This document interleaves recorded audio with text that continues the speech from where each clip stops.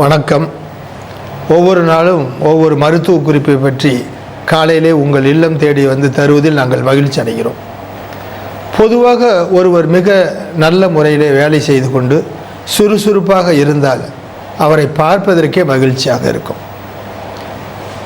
ஏதோ ஒரு வகையிலே சோர்வடைந்து மூளையிலே உட்கார்ந்து கொண்டு தன்னை எப்பொழுதுமே குறைபட்டு கொண்டு புலம்பிக் கொண்டே இருந்தால் நாம் சாதாரணமாக என்னப்பா சோகை பிடிச்சவனாக இருக்கிறாய் என்று நாம் சொல்லுவோம். சோகை என்பது அவருடைய முழுமையான திறனை குறைத்து காட்டக்கூடிய ஒரு நிகழ்வு.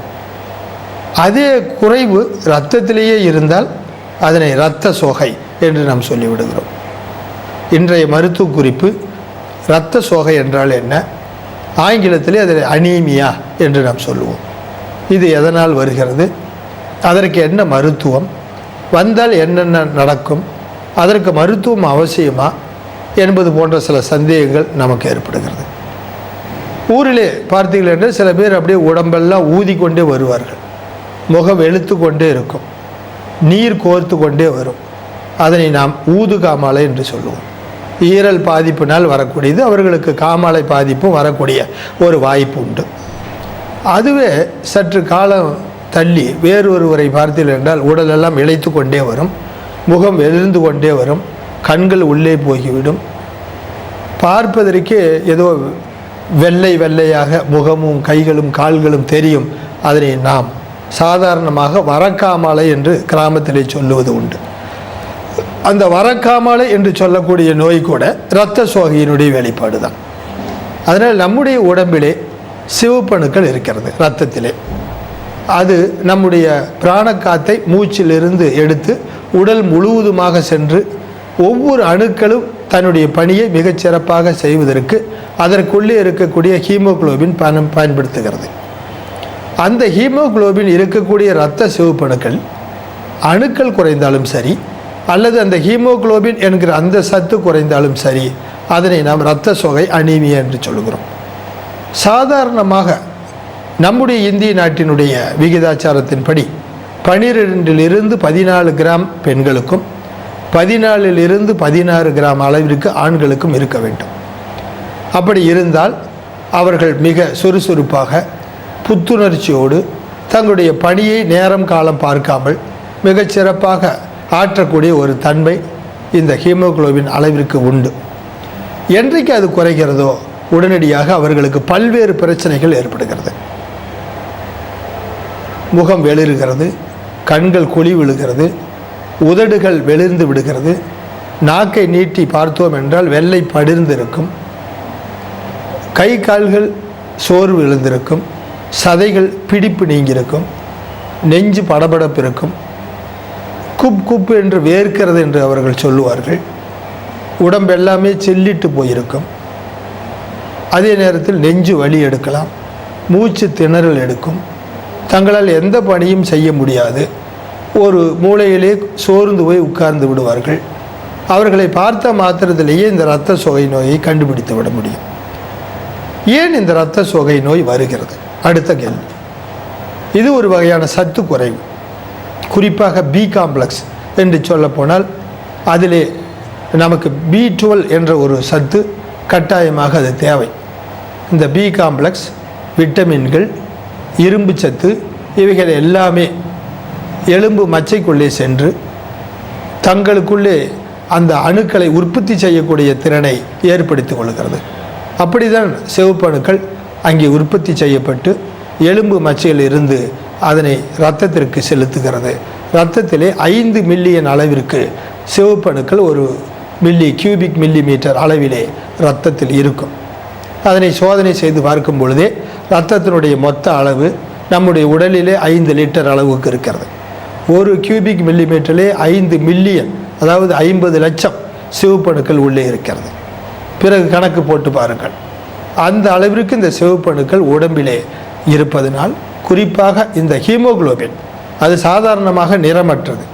ஆனால் பிராணக்காத்து ஆக்சிஜன் சேர்ந்த உடனேயே செரி ரெட் கலர் என்று சொல்லக்கூடிய மிகச்சிறந்த சிவப்பு இரத்தத்தை கொடுக்கிறது. அதனால்தான் இரத்தம் நம்முடைய உடலிலே சிவப்பாக இருக்கிறது. ஒருவேளை இந்த பிராணக்காத்தினுடைய அளவு குறைந்தால் அந்த ஆக்சி ஹீமோகுளோபின் என்று சொல்லக்கூடிய அந்த அணுக்கள் மாற்றம் ஏற்பட்டு மெத்தாக்சி ஹீமோகுளோபின் என்ற ஒரு பிராண காற்று அளவு குறைந்த ஹீமோகுளோபினாக மாறிவிடும். அது நீல நிறத்தில் இருக்கும். அதனால்தான் இறக்கும் தருவாயிலே மிகவும் ஆபத்தான ஒரு கட்டத்திலே பல்வேறு நோயினுடைய வெளிப்பாடாக கை கால்கள் நீல நிறமாக மாறிவிடுகிறது என்று சொன்னால் அது ஆபத்தின் அறிகுறி. அதனை ஆங்கிலத்திலே சைனோசிஸ் என்று நாம் சொல்லுகிறோம். அதனால் இந்த சிவப்பு அணுக்கள் இந்த சத்து குறைபாடு என்பதிலே மேலும் பார்த்தீர்கள் என்றால் இரும்பு சத்து, புரதச்சத்து, மாவுச்சத்து, எலும்பு மச்சையிலே இருக்கக்கூடிய அந்த எலும்பு மச்சை அணுக்கள், குறிப்பாக சில நேரத்திலே கதிர்வீச்சுகள், நிறைய மருந்து மாத்திரைகளை சாப்பிடுவது, மருத்துவர் ஆலோசனை இல்லாமல் மருந்து மாத்திரைகள் அதிகம் சாப்பிடுவதனால் இந்த எலும்பு மச்சை தன்னுடைய பணியை குறைத்து கொள்கிறது, குறைக்க வைக்கிறது. அது மட்டுமல்ல, அவர்களுக்கு நிணநீர் சுரப்பிகள், குறிப்பாக லிம்போசைட்ஸ் அளவுகள் குறையலாம். நாளமில்லா சுரப்பிகள், குறிப்பாக தைராய்டு தன்னுடைய பணியை சரியாமல் செய்யாமல் இருக்கலாம். திடீரென்று அடிபடுகிறது, காயம் ஏற்படுகிறது, நிறைய இரத்தம் சேதாரமாகிறது. சில பெண்களுக்கு மாதவிடாயிலே இரத்தம் அதிகமாக செல்லுகிறது, இரத்த சோகை தட்டுகிறது. இறப்பையில் இருந்து, குடலில் இருந்து பல்வேறு நோய்கள் புண் உட்பட ஏற்படும் பொழுது அதில் இரத்த கசிவு ஏற்பட்டு இரத்தத்தினுடைய அளவு குறைந்து இரத்த சோகை தட்டுகிறது. சில நேரங்களிலே மெதுவாக இரத்த கசிவு ஏற்படும், மெலினா என்று சொல்லுவோம். சில நேரத்தில் இரத்த வாந்தி, இருமி ரத்தம், ஹீமாப்டைசிஸ், ஹெமட்டமிசிஸ், அதனால் அதிகப்படியான இரத்தம். குறிப்பாக சில நேரங்களிலே இந்த அனால்ஜன் போன்ற வலி மாத்திரைகள் சாப்பிடுவதனால் வயிறு, இறப்பை, குடல் முழுவதுமாக புண்ணாகி இரத்த வாந்தி வரும். ஈரல் பாதிப்பிலே இரத்த வாந்தி வரும், இரத்தம் கசிவு ஏற்படும். இவைகள் எல்லாமே இரத்த சோகையை நோக்கி எடுத்து செல்கிறது. கணையத்தில் ஜீரண மண்டலம் சரியாக வேலை செய்யவில்லை, சிறுங்குடல் சரியாக வேலை செய்யவில்லை, அடிக்கடி வாந்தி, வயிற்றுப்போக்கு, இவைகள் எல்லாமே இரத்த சோகையை நோக்கி எடுத்து சென்று விடுகிறது. அதனால் இந்த இரத்த சோகை என்பது ஏதோ ஒரு குறிப்பிட்ட ஒரு வியாதி அல்லது குறிப்பிட்ட ஒரு காரணம் என்பது அல்ல. உடம்பிலே ஏற்படக்கூடிய பல்வேறு மாற்றங்கள் நாளடைவிலே இரத்த சோகைக்கு எடுத்து சென்று விடுகிறது. அதனால் பல்வேறு பிரச்சனைகள், இந்த மூச்சு விடுவதற்கு கூட சிரமமாக போய்விடும்.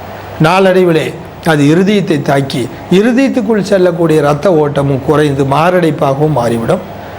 அது அதிகப்படியான இருதய துடிப்பை, பால்பிட்டேஷன் என்று சொல்லக்கூடிய ஒரு நிகழ்வை ஏற்படுத்தி சாதாரணமாக ஒரு நிமிடத்திற்கு 72 தடவை துடிக்கக்கூடிய அந்த இருதயம் 100-120 தொடர்ந்து துடித்து நாளடைவில் இருதயம் தன்னுடைய பணியை குறைத்து அதுவே ஃபெயிலியூர் என்று தன்னுடைய பணியை இழந்து விடக்கூடிய சூழ்நிலைக்கு சென்று நெஞ்சிலே நீர் கோத்து மூச்சு விடுவதற்கு சிரமமாகி உயிருக்கே ஆபத்தையும் ஏற்படுத்திவிடும். அதனால் இரத்த சோகை, இரத்தத்தினுடைய அளவு குறைவு என்று மிக சாதாரணமாக அதை எடுத்துக்கொள்ள முடியாத ஒரு நோய்.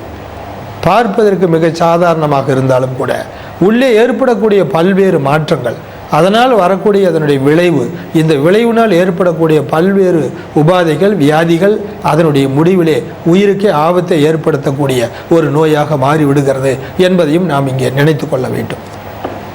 சரி, இரத்த சோகை இருக்கிறது என்று நான் எப்படி அறிந்து கொள்வது? மிக சாதாரணமான சோதனை. இரத்தத்தில் இருக்கக்கூடிய ஹீமோகுளோபின் என்று சொல்லுகிற சத்து, அந்த சத்தினுடைய அளவை 12 to 14 கிராம் இருக்கிறதா என்பதை நாம் பார்த்து கொள்ள வேண்டும். சிவப்பணுக்களுடைய அளவு 5 மில்லியன் அளவுக்கு இருக்கிறதா?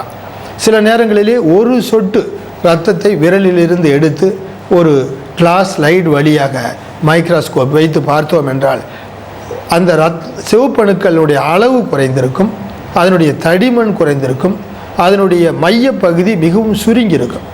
மைக்ரோசைட்டிக் ஹைப்போக்ரோமிக் அனீமியா என்று சொல்லுவோம். அதுவே B12 சத்து குறைந்தால் சிவப்பணுக்கள் வீங்கி இருக்கும், ஆனால் உள்ளே ஹீமோகுளோபின் குறைவாக இருக்கும். சில நேரங்களிலே இந்த ஹீமோகுளோபின் உற்பத்தி செய்யக்கூடிய திறனிலேயே, பிறவியிலேயே சில பேருக்கு மரபணு மாற்றத்திலேயே கூட அந்த அளவு குறைந்து அதனால் இரத்த சோகை தட்டிவிடும். சிவப்பணுக்கள் எப்பொழுதுமே பார்த்தோம் என்றால் மையப்பகுதியிலே சுருங்கியும் அல்ல பகுதியிலே விரிந்தும் காணப்படும். கான்வெக்டி என்று சொல்லுவோம். அந்த கான்வெக்சிட்டி மறைகிற நேரத்திலே சில நேரங்களில் இட்லியை போன்ற ஊதிக்கொள்ளும். சில நேரங்களிலே பார்த்தீர்கள் என்றால் பிறை நிலவை போல இரத்தத்தில் இருக்கக்கூடிய சிவப்பணுக்கள் மாறி வரும். ஸ்பீரோசைட்டோசிஸ், எலிப்டோசைட்டோசிஸ், பல்வேறு நோய்கள், இவைகள் எல்லாமே இரத்த சோகையை நோக்கி சென்று விடுகிறது. அதில் இருக்கக்கூடிய ஹீமோகுளோபின் அளவு, சிவப்பணுக்களுடைய அளவு இரத்தத்தினுடைய அளவு, அதனுடைய வெளிப்பாடை முழுமையாக ஒரு சற்று இரத்தத்திலே முழுமையாக மைக்ரோஸ்கோப் வழியாக பார்க்கக்கூடிய பெரிஃபரல் ஸ்மியர் போன்ற பல்வேறு சோதனைகள், இரத்தம் ஏன் உற்பத்தி ஆகவில்லை, உற்பத்தியான இரத்தங்கள் எந்த அளவிற்கு அவைகள் மறைகிறது. குறிப்பாக சொல்லப்போனால் ஒரு 126 நாட்கள் ஒரு நேரத்தில் உற்பத்தி செய்யக்கூடிய சிவப்பணுக்கள் உடலோடு ஒன்றி தன்னுடைய பணியை செய்து முடித்து கொள்கிறது. அந்த நாட்கள் முடிந்தவுடன் அது மண்ணீரலுக்கு செல்லுகிறது. மண்ணீரல் அதனுடைய வாழ்நாளை முடிவு செய்து அழித்து விடுகிறது. இப்படிப்பட்ட ஒரு சூழல், ஒரு பக்கம் உற்பத்தியும், ஒரு பக்கம் வாழ்தலும், ஒரு பக்கம் வீழ்தலும், ஒரு புறம் மரணமும் சிவப்பணுக்களுக்கு உடலுக்குள்ளே நடந்து கொண்டே இருக்கிறது. மனிதனுக்கு மட்டுமல்ல, உள்ளே இருக்கக்கூடிய உறுப்புகள், பொருள்கள் அனைத்துக்குமே இந்த மாற்றங்கள் இருக்கிறது என்பதை நாம் நினைவுபடுத்திக் கொள்ள வேண்டும். சரி, இந்த கட்டத்திலே இரத்த சோகை தட்டி விட்டது, எனக்கு இத்துணை பிரச்சனைகளும் இருக்கிறது, என்னுடைய ஹீமோகுளோபின் குறைவாக இருக்கிறது, நான் என்ன மருத்துவம் செய்து கொள்ள வேண்டும்?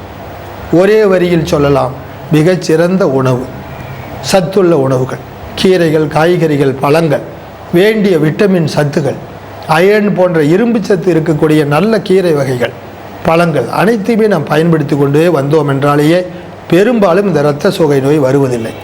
சில நேரங்களிலே வயிற்றிலே கீரி பூச்சிகள் அல்லது கிருமிகளின் தாக்கம், அதனால் அந்த சிவப்பணுக்கள் அழிதல் என்று சொன்னால், ஒவ்வொரு வருடமும் ஒவ்வொருவரும் குழந்தைகளுக்கு குறிப்பாக பூச்சி மருந்து ஒரு குறிப்பிட்ட நாளிலே கொடுக்க வேண்டும் என்பதை பெற்றோர்கள் புரிந்து கொள்ள வேண்டும். பூச்சி மருந்து உட்கொள்ளாமல் வயிற்றை அப்படியே விடுவதனால் என்ன வகையான மிகச்சிறந்த உணவுகளை உண்டாலும் கூட அந்த குழந்தைகளுக்கு இரத்த சோகை ஏற்படுகிறது என்பதனை நாம் புரிந்து கொண்டு குழந்தைகளுக்கு பாதுகாப்பு தர வேண்டும். ஒருவேளை இரத்த சோகை மிகவும் அதிக அளவிலே 5 கிராம் 6 கிராம் அளவிற்கு குறைந்து வருகிறது என்று சொன்னால், அவர்களுக்கு உடனடியாக அவருடைய குரூப் என்ன என்பதனை சோதனை செய்த மாத்திரத்தில் 1 அல்லது 2 பாட்டில் இரத்தம் கொடுக்க வேண்டிய ஒரு சூழலும் சில நேரங்களிலே ஏற்படும். இன்றைக்கெல்லாம் எலும்பு மச்சை உற்பத்தி செய்யவில்லை என்றால் எரித்ரோபாயிட்டின் என்ற ஊசி மருந்துகள் மிக அருமையான முறையிலே கண்டுபிடிக்கப்பட்டு எலும்பு மச்சைகளை தூண்டுதல் செய்து இரத்த சிவப்பு அணுக்களை உற்பத்தி செய்யக்கூடிய அருமையான மருந்து மாத்திரைகள் வந்து இருக்கிறது.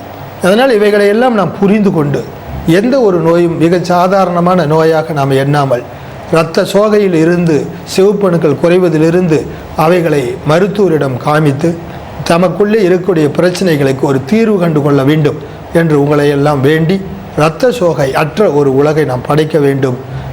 மிகச்சிறந்த சத்து மக்களுக்கு உங்களுக்கும் உண்டாக வேண்டும். நோயற்ற வாழ்விலே நீங்கள் வாழ வேண்டும் என்று உங்களை எல்லாம் வாழ்த்தி, நாளை மற்றும் ஒரு மருத்துவ குறிப்போடு சந்திக்கிறேன். நன்றி, வணக்கம்.